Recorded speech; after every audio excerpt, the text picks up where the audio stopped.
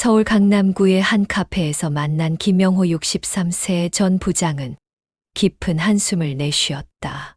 30년 넘게 대기업에서 근무하며 모은 퇴직금이 5억이었어요.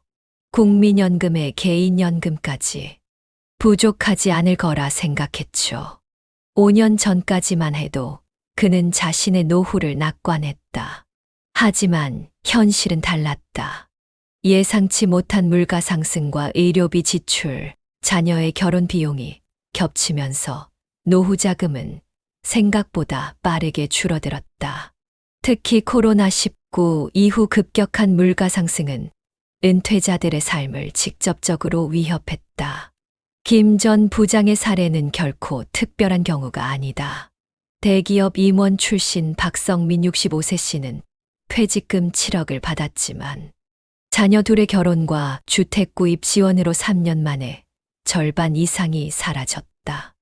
중견기업 부장 출신 이상철 61세 씨는 4억의 퇴직금을 부동산에 투자했다가 시장 침체로 큰 손실을 보았다.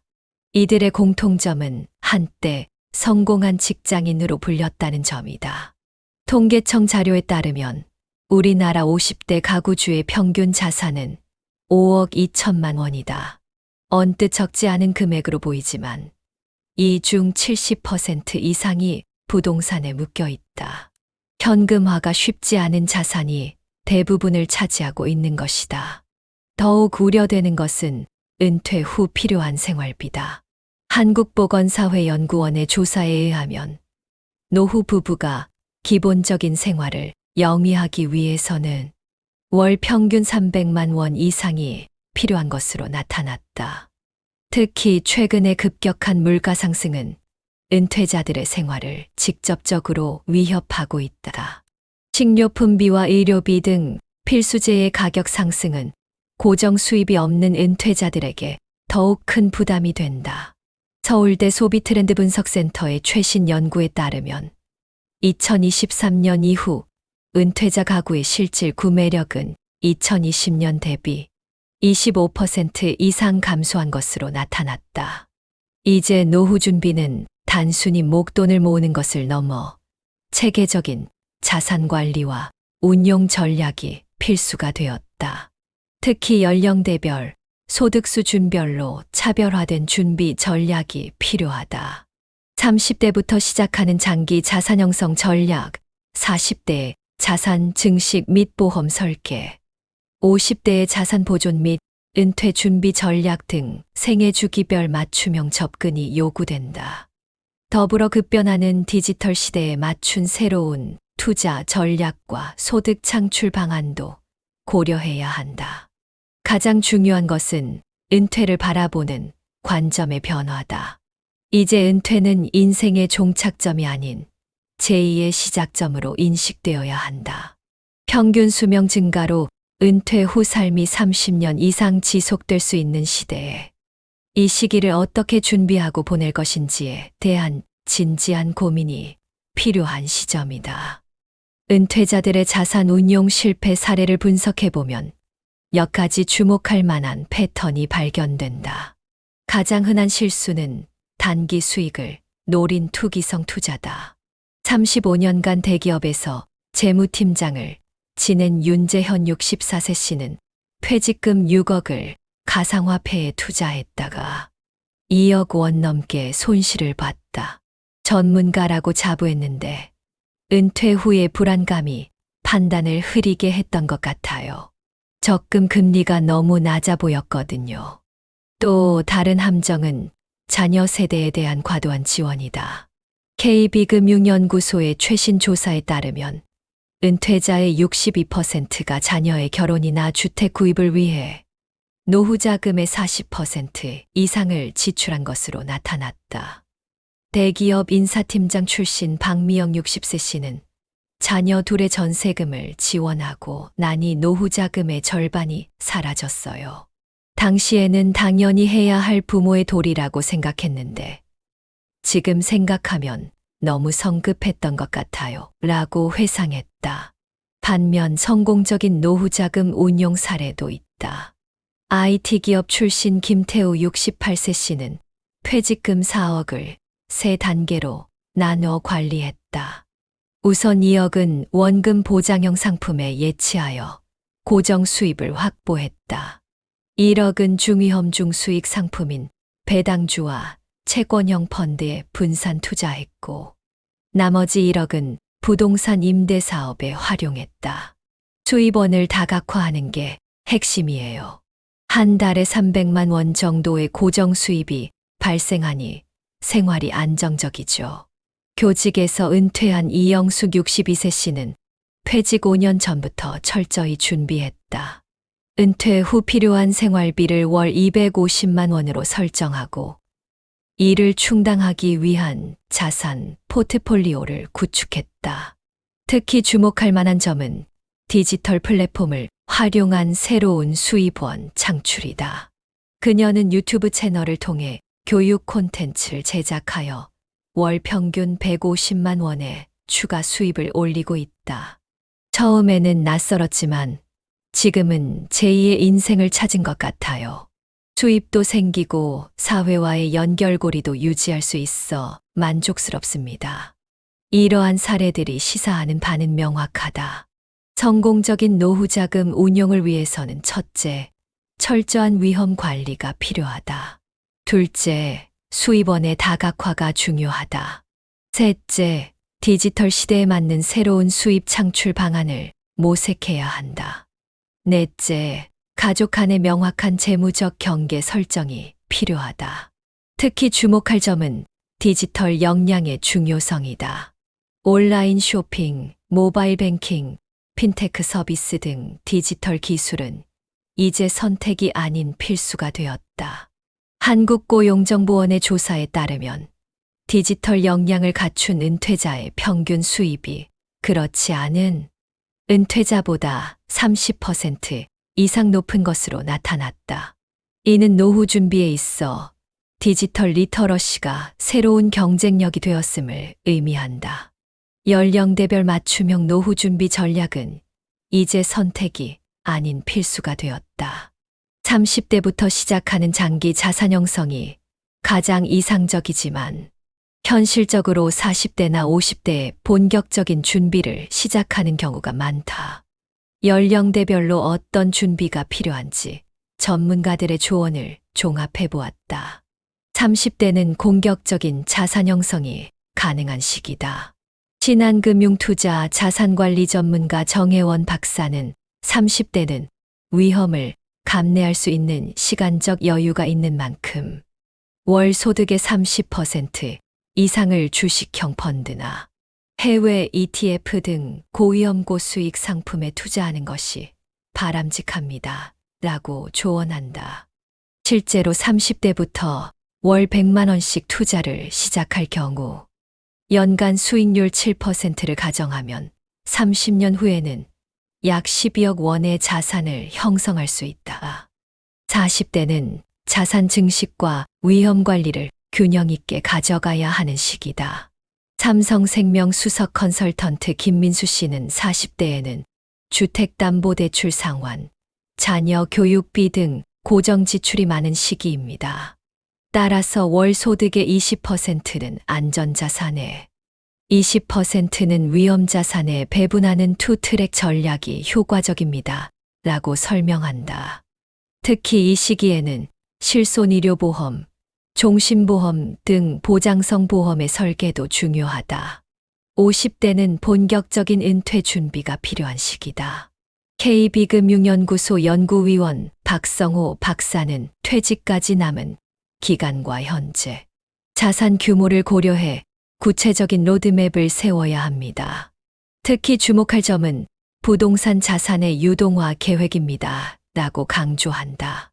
50대 중반부터는 점진적으로 안전자산의 비중을 높이되 인플레이션을 고려해 어느 정도의 위험자산 투자는 유지해야 한다. 각 연령대별 전략의 핵심은 시간의 가치를 최대한 활용하는 것이다. 우리은행 은퇴설계센터 이준호 센터장은 복리 효과를 고려할 때 투자 시작 시점과 금액보다 투자 기간이 더 중요합니다. 30대와 50대의 동일 투자 금액이라도 30년 후의 차이는 3배 이상 날 수 있습니다. 라고 설명한다.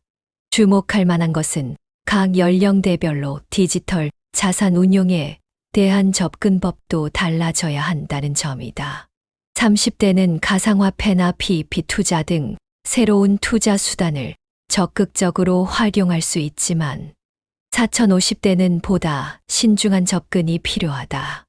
미래에셋 디지털 자산 연구소 한지원 소장은 디지털 자산은 높은 수익률을 기대할 수 있지만 그만큼 리스크도 큽니다.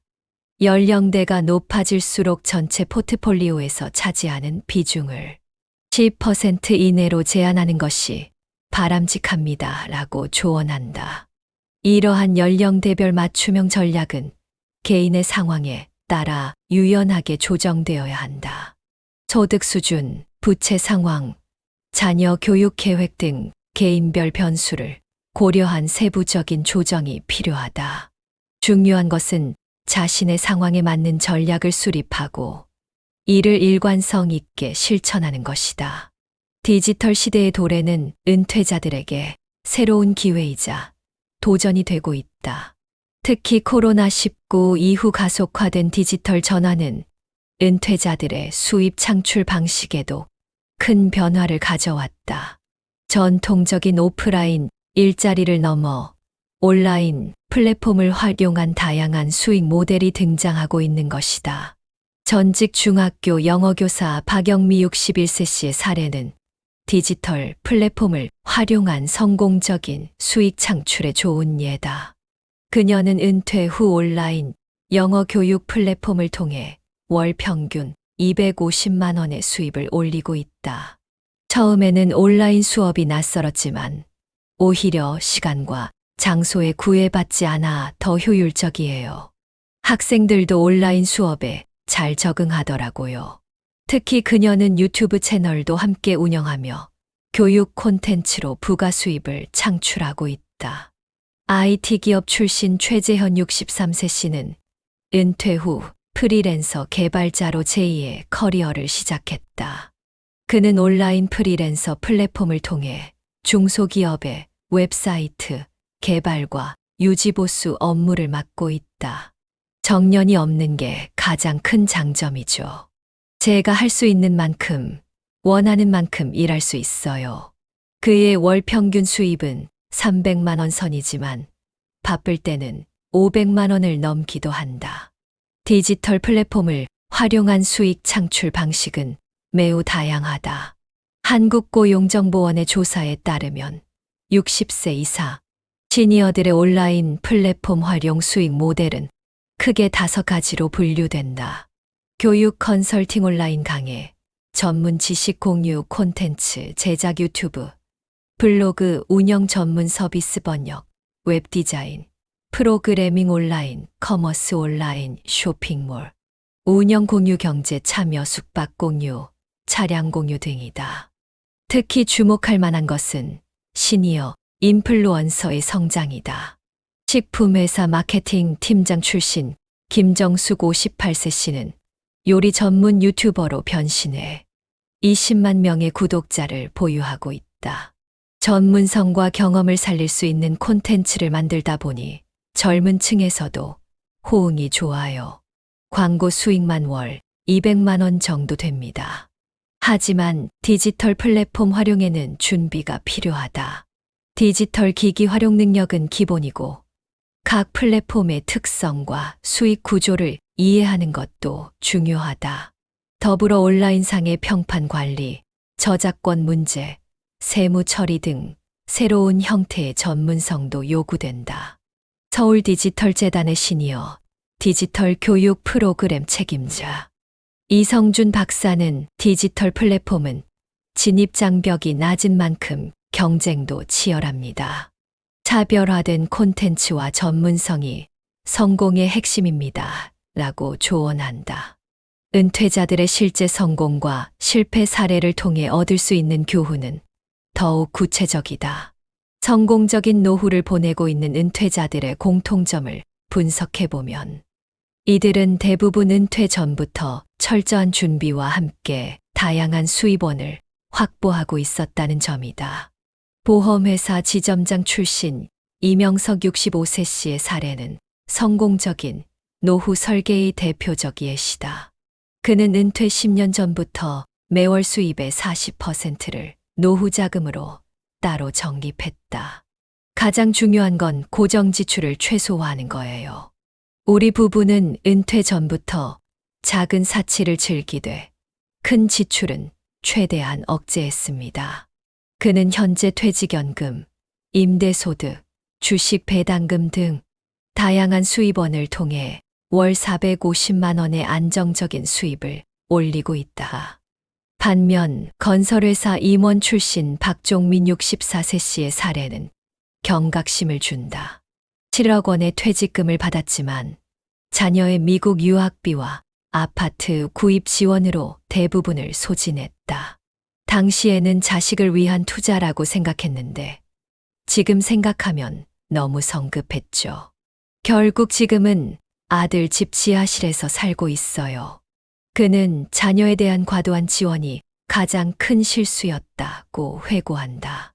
금융권에서 35년간 근무한 정희영 68세 씨는 은퇴 후 주식 투자로 큰 손실을 본 경우다.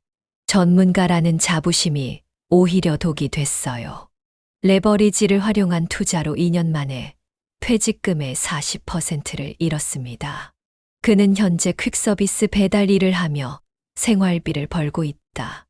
이러한 사례들이 주는 시사점은 명확하다. 첫째, 은퇴 자금은 절대 한 곳에 몰아넣지 않아야 한다.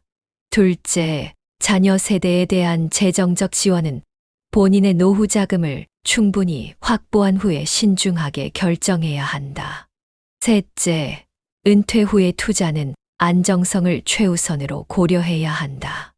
특히 주목할 만한 것은 성공적인 은퇴자들의 경우 대부분 투 차업 이상의 수입원을 확보하고 있다는 점이다. 한국고용정보원의 조사에 따르면 월 300만 원 이상의 안정적인 수입이 있는 은퇴자들 중 83%가 2개 이상의 수입원을 가지고 있었다. 이는 단순히 하나의 큰 수입원을 만드는 것보다 여러 개의 작은 수입원을 만드는 것이 더 안정적일 수 있다는 것을 시사한다. 또한 성공한 은퇴자들은 대부분 건강관리에 많은 투자를 하고 있었다. 아무리 돈이 많아도 건강을 잃으면 무용지물이라는 것이 이들의 공통된 조언이다. 실제로 한국보건사회연구원의 조사에 따르면 은퇴자의 의료비 지출은 매년 평균 12% 증가하고 있으며 이는 일반 물가 상승률의 3배에 달하는 수준이다. 은퇴 후 안정적인 삶을 영위하기 위해서는 재무적인 준비 못지않게 비재무적인 준비도 중요하다. 성공적인 은퇴 생활을 하고 있는 이들의 공통점은 건강관리, 인간관계, 여가활동 등 삶의 질적인 측면에서도 체계적인 준비를 해왔다는 점이다. 전직 은행장 출신 김형준 67세 씨는 은퇴 후 불과 2년 만에 우울증을 겪었다. 갑자기 찾는 사람도 없고 하는 일도 없으니 존재감이 없어지는 것 같았어요. 돈은 충분했지만 삶의 의미를 잃어버린 것 같았죠. 그는 이후 사회공헌 재단을 설립해 청년 멘토링 프로그램을 운영하기 시작했다. 수입을 위한 일이 아니라 사회적 가치를 만드는 일을 하면서 오히려 더 큰 행복을 찾았습니다. 반면 제약회사 연구소장 출신 박미경 63세 씨는 은퇴 전부터 철저한 준비를 했다. 55세부터 주 3회 테니스를 배우기 시작했어요. 은퇴 후엔 테니스 동호회가 새로운 인간관계의 중심이 되었죠. 그녀는 현재 테니스 동호회 회장을 맡고 있으며 주니어 선수들을 위한 멘토링도 진행하고 있다. 운동을 통해 건강도 지키고 인간관계도 유지하니 일석이조예요. 서울대학교 노년학과 김성원 교수는 은퇴 후 겪는 가장 큰 어려움은 사회적 고립감이라고 지적한다. 실제로 한국보건사회연구원의 조사에 따르면 은퇴자의 47%가 우울증을 경험하며 이 중 68%는 사회적 관계 단절이 주된 원인이라고 응답했다. 이에 대한 해결책으로 커뮤니티 활동이 주목받고 있다. IT 기업 임원 출신 이상호 62세 씨는 은퇴자들을 위한 온라인 커뮤니티를 만들어 운영하고 있다.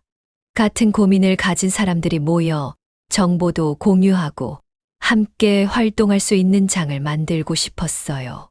현재 이 커뮤니티는 5,000명 이상의 회원을 보유하고 있으며 정기적인 오프라인 모임도 진행하고 있다. 건강관리 측면에서도 새로운 트렌드가 나타나고 있다. 단순한 운동이나 건강검진을 넘어 디지털 헬스케어, 기기를 활용한 스마트 건강관리가 확산되고 있는 것이다. 손목에 차는 웨어러블 기기로 심박수와 수면 패턴을 체크하고 스마트폰 앱으로 식단과 운동을 관리하는 등 테크놀로지를 활용한 건강관리가 새로운 표준이 되고 있다. 여가 활동도 진화하고 있다. 단순한 취미 생활을 넘어 사회적 가치를 창출하는 방향으로 발전하고 있다. 환경운동가로 변신한 전직 교사, 청소년, 멘토가 된 전직 회사원 등 자신의 전문성을 사회에 환원하는 사례가 늘고 있다. 디지털 시대의 새로운 투자 트렌드는 은퇴자들에게 기회이자 위험이 되고 있다. 특히 최근에는 크라우드 펀딩, PEP 투자, 해외 주식, 직구 등 새로운 투자 수단이 등장하면서 이에 대한 올바른 이해와 접근이 더욱 중요해졌다. 증권사 PB 출신 한상철 66세 씨는 은퇴자들의 디지털 투자에 대해 경고한다. 요즘 은퇴자들 사이에서 해외 주식 투자가 유행처럼 번지고 있어요. 하지만 환율 변동성이나 세금 문제를 제대로 이해하지 못한 채 뛰어드는 경우가 많습니다. 그는 해외 투자의 경우 전체 포트폴리오의 20%를 넘지 않는 것이 안전하다고 조언한다. 반면 PEP 투자로 안정적인 수익을 올리고 있는 사례도 있다. 보험회사 지점장 출신 윤미래 64세 씨는 퇴직금의 30%를 PEP 투자에 배분했다. 철저한 리스크 분산이 핵심이에요. 한 건당 투자 금액을 200만 원으로 제한하고 다양한 상품에 분산 투자했죠. 그녀는 현재 연 평균 8%의 수익률을 기록하고 있다. 디지털 투자의 성공 사례들을 분석해보면 몇 가지 공통점이 발견된다. 첫째, 충분한 공부와 준비 기간을 거쳤다. 둘째, 처음에는 소액으로 시작해 점진적으로 투자금을 늘렸다.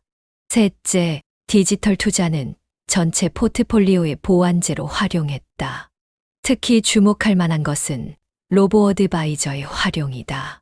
삼성증권 자산관리 전문가 박준영 팀장은 로보어드바이저는 감정적 투자를 방지하고 원칙을 지키는 데 도움이 됩니다. 특히 은퇴자들의 경우 안정적인 포트폴리오, 리밸런싱 도구로 적합합니다. 라고 설명한다. 해외의 경우 실버테크 투자가 새로운 트렌드로 부상하고 있다. 고령자를 위한 디지털 헬스케어, 원격 의료, 실버 로봇 등 고령화 사회의 문제를 해결하는 기술 기업들에 대한 투자다. 미래에셋증권 리서치센터 김동현 연구원은 실버테크는 향후 10년간 가장 큰 성장이 예상되는 분야 중 하나라고 전망한다. 하지만 전문가들은 디지털 투자의 위험성도 경고한다. 특히 가상화폐나 NFT와 같은 고위험 자산에 대해서는 신중한 접근을 권고한다. 금융감독원 통계에 따르면 60대 이상 투자자의 가상화폐 투자 손실률이 다른 연령대보다 20% 이상 높은 것으로 나타났다. 디지털 투자에서 성공하기 위해서는 무엇보다 지속적인 학습이 필요하다. 단순히 투자 상품을 고르는 것을 넘어 디지털 금융의 작동 원리와 리스크 요인을 이해하는 것이 중요하다. 이를 위해 많은 금융기관들이 은퇴자를 위한 디지털 금융 교육 프로그램을 운영하고 있다. 은퇴자들의 생활 패턴 변화는 주거 형태의 변화로도 이어지고 있다. 특히 주목할 만한 것은 하우스 쉐어링이라는 새로운 주거 형태의 등장이다. 전직 초등학교 교장 이미숙 63세 씨는 자신의 200평대 단독주택을 3명의 다른 은퇴자들과 공유하며 살고 있다. 처음에는 단순히 주거 비용을 절약하기 위해 시작했어요. 하지만 지금은 함께 사는 것이 최고의 선택이었다고 생각합니다. 외로움도 달래고 서로 돌봐줄 수 있으니까요. 그녀는 공유 주거를 통해 월 150만 원의 임대 수입도 올리고 있다. 주택 관리와 유지 보수 비용도 나눌 수 있어 경제적 부담도 줄었다. 도시명 실버타운도 진화하고 있다. 과거 교외나 지방에 위치했던 실버타운들이 이제는 도심으로 들어오고 있다. 부동산 개발사 대표 출신 김정웅 69세 씨는 의료시설 접근성과 문화생활을 중시하는 액티브 시니어들이 늘면서 도시명 실버타운 수요가 급증하고 있습니다. 라고 설명한다. 특히 스마트 시니어 하우스라는 새로운 개념의 주거 형태도 등장했다. IoT 기술을 활용해 건강 모니터링, 응급 상황 대응, 에너지 관리 등이 가능한 주택이다. 건설사 주택개발팀장 출신 박성민 65세 씨는 기술의 발전으로 독립적인 생활을 하면서도 안전하게 살 수 있는 환경이 만들어지고 있다고 설명한다. 해외 이주를 선택하는 은퇴자들도 늘고 있다. 특히 동남아시아 국가들이 인기다. 전직 항공사 직원 최영훈 61세 씨는 베트남 다낭에서 새로운 삶을 시작했다. 한국의 3분의 1 수준의 생활비로 여유 있는 삶을 살 수 있어요.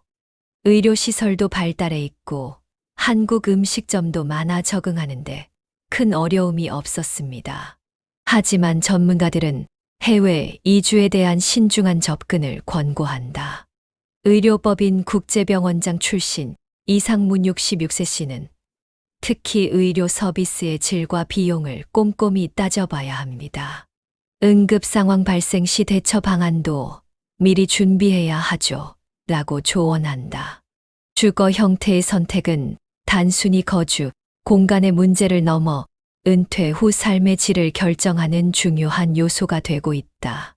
특히 고령화가 진행될수록 의료시설 접근성, 커뮤니티, 형성 가능성, 관리의 편의성 등이 주요한 고려사항이 되고 있다. 대한부동산학회 주거복지연구소 김태우 소장은 은퇴자들의 주거 선택은 앞으로 더욱 다양화될 것이라며 개인의 건강 상태, 경제력, 생활 스타일에 따른 맞춤형 주거 솔루션이 필요한 시점이라고 강조한다. 액티브 시니어를 위한 새로운 커리어 패스가 주목받고 있다. 단순히 돈을 벌기 위한 일자리가 아닌 전문성과 경험을 살릴 수 있는 의미 있는 일자리를 찾는 은퇴자들이 늘고 있다. 특히 디지털 전환 시대에 맞춘 새로운 직종들이 인기를 끌고 있다. 대기업 마케팅 이사 출신 정태영 62세 씨는 은퇴 후 디지털 마케팅 컨설턴트로 변신했다. 40년 가까이 쌓은 마케팅 노하우를 디지털 환경에 접목시켰더니 새로운 기회가 열렸어요. 스타트업들이 특히 좋아하더군요. 젊은 감각과 오랜 경험이 시너지를 내는 것 같아요. 그는 현재 월 400만 원 이상의 수입을 올리고 있다. 인사팀장 출신 김미경 58세 씨는 HR테크 기업의 시니어 컨설턴트로 제2의 커리어를 시작했다. AI 기반 채용 시스템에 인사 담당자의 경험과 노하우를 접목하는 일을 하고 있어요. 새로운 기술을 배우는 게 쉽지는 않았지만 도전할 만한 가치가 있었죠. 특히 주목할 만한 것은 시니어 디지털 메이커라는 새로운 직종의 등장이다. 이들은 3D 프린팅, 코딩, 디지털 공예 등의 기술을 활용해 제품을 만들고 온라인으로 판매한다. 전자회사 연구원 출신 박종호 64세 씨는 3D 프린팅으로 만든 고령자용 생활보조용품을 판매해 월 300만 원의 수익을 올리고 있다. 시니어 크리에이터도 유망 직종으로 떠오르고 있다. 방송국 PD 출신 이승민 59세 씨는 1인 미디어 제작자로 변신해 성공했다. 50대 이상을 위한 여행 콘텐츠를 제작하고 있어요. 같은 세대의 관점에서 만드니까 반응이 좋더라고요. 그의 유튜브 채널은 현재 30만 명의 구독자를 보유하고 있다. 한국고용정보원 시니어 일자리 연구소 박성호 소장은 앞으로 10년간 가장 유망한 시니어 일자리는 디지털 기술과 기존 전문성을 결합한 형태가 될 것이라고 전망한다. 실제로 연구소의 조사에 따르면 디지털 역량을 갖춘 시니어의 재취업률이 그렇지 않은 경우보다 2.5배 높은 것으로 나타났다. 이러한 변화에 대응하기 위해서는 지속적인 학습이 필수다. 서울시 50플러스 재단의 디지털 전환 교육 프로그램 책임자 김영철 씨는 은퇴를 앞둔 분들이 가장 많이 문의하는 것이 디지털 역량 강화 교육이라며 특히 데이터 분석, 디지털 마케팅, 콘텐츠 제작 분야의 수요가 높다고 설명한다. 결론적으로 성공적인 노후 생활은 단순히 목돈을 모으는 것만으로는 달성할 수 없다. 우리가 살펴본 많은 사례들이 보여주듯 퇴직금 5억이라는 목돈도 제대로 된 계획과 운용 없이는 빠르게 소진될 수 있다. 이제 노후 준비는 재무적 준비와 비재무적 준비가 균형을 이루어야 하며 특히 디지털 시대에 맞는 새로운 접근이 필요하다. 금융위원회 은퇴자산연구소 이진우 소장은 성공적인 노후를 위한 황금 비율은 존재하지 않는다고 말한다. 개인의 상황과 니즈에 따라 맞춤형 전략을 세워야 합니다. 다만 공통적으로 중요한 것은 다각화된 수입원 확보, 건강관리, 사회적 관계망 유지입니다. 특히 주목할 점은 노후 준비의 시작 시점이다. SK경영경제연구소의 분석에 따르면 30대부터 노후 준비를 시작한 경우와 50대에 시작한 경우 최종 자산 규모는 최대 3배까지 차이가 날 수 있다. 복리 효과를 고려할 때 조기 시작이 절대적으로 유리하다. 디지털 역량 강화도 이제는 선택이 아닌 필수가 되었다. 한국직업능력개발원의 조사에 따르면 디지털 역량을 갖춘 은퇴자의 평균 수입이 그렇지 않은 은퇴자보다 45% 높은 것으로 나타났다. 온라인 플랫폼을 활용한 수입 창출, 디지털 자산 운용, 스마트 건강관리 등 디지털 기술은 이제 노후 생활의 필수 요소가 되었다. 건강관리의 중요성은 아무리 강조해도 지나치지 않다. 국민건강보험공단의 분석에 따르면 건강한 노인과 그렇지 않은 노인의 월 평균 의료비 차이는 5배 이상인 것으로 나타났다. 운동, 식단 관리, 정기검진 등 예방적 건강관리는 노후 생활의 질을 결정하는 핵심 요소다. 마지막으로 은퇴를 바라보는 관점의 전환이 필요하다. 은퇴는 더 이상 인생의 종착점이 아닌 새로운 시작점으로 인식되어야 한다. 평균 수명 증가로 은퇴 후 삶이 30년 이상 지속될 수 있는 시대에 이 시기를 어떻게 의미 있게 보낼 것인지에 대한 진지한 고민과 준비가 필요하다. 결국 성공적인 노후는 철저한 준비와 지속적인 자기 개발을 통해서만 실현될 수 있다. 우리가 살펴본 성공 사례들은 이러한 노력이 결코 헛되지 않다는 것을 보여준다. 이제 남은 것은 각자의 상황에 맞는 맞춤형 전략을 수립하고 이를 꾸준히 실천하는 것이다.